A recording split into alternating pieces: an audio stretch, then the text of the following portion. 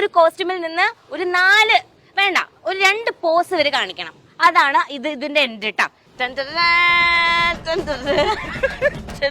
അടുത്തത് ഇങ്ങനെ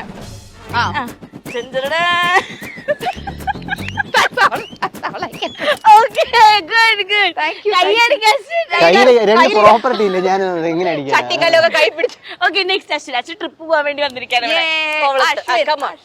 അശ്വിൻ കറക്റ്റ് ഒരു വെക്കേഷൻ വൈബിലാണ് കേട്ടോ. കരിക്ക്, ലൈഫ് ജാക്കറ്റ്, കൊട. ഞാൻ വേറെ ഏതോ ഒരു വൈബിലാ. അതുണ്ട് കറക്റ്റാ. ഈ ന്യൂലി മാരിഡ് വൈഫിന്റെ പിന്നാലെ ന്യൂലി മാരിഡ് വൈഫിന്റെ പിന്നാലെ ഒരു ഹസ്ബൻഡ് അടക്കത്തില്ലേ? നേരിടോ ഒരു മിനിറ്റ് നേരെ. സോറി. ഓക്കെ அப்படிதான் நம்ம பின்னாடி நான் நடக்கிறேன். എന്നിട്ട് രണ്ടുപേരും ഇതിനൊരു പോസ് തന്നോ? ഓക്കെ ഓക്കെ ഞാൻ നിക്ക്. അയ്യോ ഇതിപ്പോ കറക്റ്റ്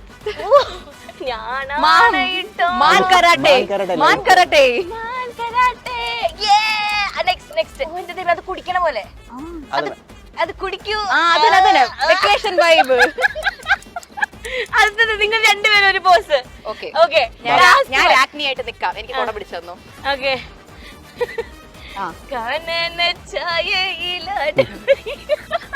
ப்ரொபோஸ் பண்ற பாவத்துக்கு என்னதான் பண்ண வேண்டியதா இருக்கு. ദിയയുടെ ഫാമിലിയില് അശ്വിൻ പെട്ടെന്ന് കണക്ട് ആവും. ഇപ്പം എന്റെ അച്ഛനമ്മ അല്ലെങ്കിൽ ഇത്ര സിസ്റ്റേഴ്സ്, ഇതില് അശ്വിൻ പെട്ടെന്ന് കണക്ട് ആവുക ഇന്ന ആളായിട്ടായിരിക്കും എന്ന് ദിയക്ക് തോന്നിയത് ആരായിരിക്കും? സംസാരിച്ച് തുടങ്ങി കഴിഞ്ഞാൽ I would think it's my father. അച്ഛനായിട്ടായിരിക്കും. യെസ്, കാരണം ഇവന്റെ എന്റെ അച്ഛന്റെയും പലതരം ഐഡിയോളജി സെയിം ആയിട്ട് എനിക്ക് ഫീൽ ചെയ്തിട്ടുണ്ട്. ഇവൻ ചില കാര്യങ്ങൾ പറയുമ്പോൾ ഞാൻ ഇങ്ങനെ സെക്കൻഡ് നോക്കിയിട്ട് why are you talking like my father അങ്ങനെ ഞാൻ ചോദിക്കാറുണ്ട് ചില സമയത്ത് ചില കാര്യങ്ങൾ. അപ്പൊ എനിക്ക് തോന്നുന്നു പക്ഷെ ഇപ്പൊ നോക്കിക്കഴിഞ്ഞാൽ I think he has spoken more to Hansika. ഹൻസിക്കയുടെ ചില കോമഡിക്ക് ഇടയ്ക്കിടയ്ക്ക് പറയുന്നത് I think he is more close with her. അങ്ങനെ ഭയങ്കര ക്ലോസ് എന്നല്ല, പക്ഷെ കമ്പാരിറ്റീവ്.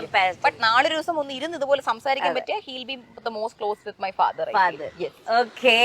ചേട്ടൻ എങ്ങനെ? ചേട്ടൻ സീരിയസ് ആണോ? ചേട്ടൻ ഇവനേക്കാൾ 10 വയസ്സ് മൂത്തതാ. അപ്പൊ അതിന്റെ responsible way of talking and maturity നമ്മളാണ്. ചേട്ടനാണ് എനിക്ക് ആക്ച്വലി ഭയങ്കര ഇഷ്ടം.